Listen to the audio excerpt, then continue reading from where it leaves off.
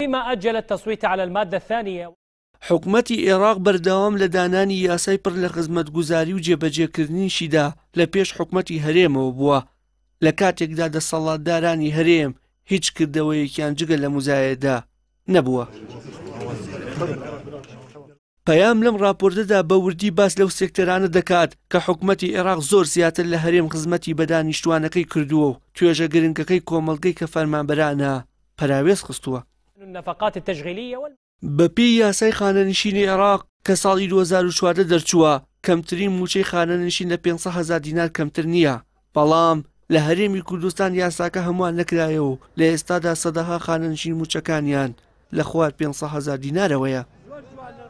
گەرچی دادگای فیدراڵی دوای سکاڵای بەشێک لە خانەنشینانی هەرێم هەنگاوەکەی حکومەتی هەرێمی هەڵوەشاندەوە، بەڵام تا ئێستا کابینەی نوێی حکومەتی کاربەڕێکەری هەرێم بڕیارەکەی دادگای جێبەجێ نەکردووە. یەکێکی دیکە لەو توێژانەی تەمەنی خۆیان لە ڕابردوودا لە زیندانەکانی ڕژیمی بەعەس بەسە بردوو لە ئێستاشدا لە زیندانە گەورەکەی ژێر حکومڕانی پارتی وێکێتیدان زیندانیانی سیاسین سەرڕای کەمین موچەکانیان بەراورد بە زیندانیانی ناوەڕاست و خواروی عێراق.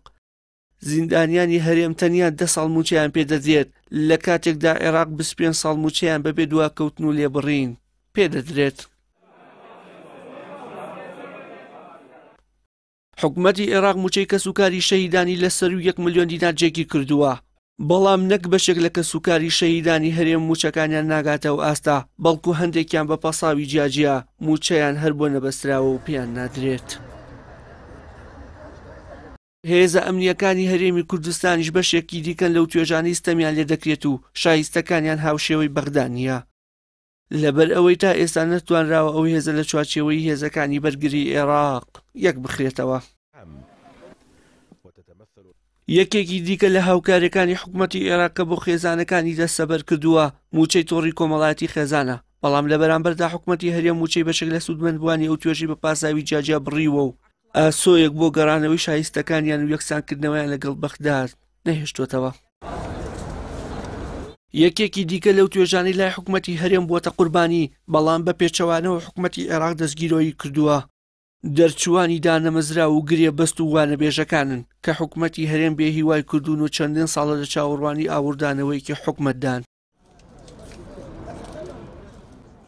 لەلایەکی دیکەوە گەندەڵی و ململانەی تایفی و سیاسی کەمترین کاریگەری لەسەر موچە و بژێوی ڕۆژانەی خەڵکی عێراق بەراورد بە هەرێم داناوە سەر ڕای نەبوونی ئەو ململانیانە لە هەرێم، بەڵام دۆخەکە لە جێی ئومێدی هاوڵاتیان و بەتایبەت ئەو توێژانەی لە راپۆرتەکەدا باسکراون نییە.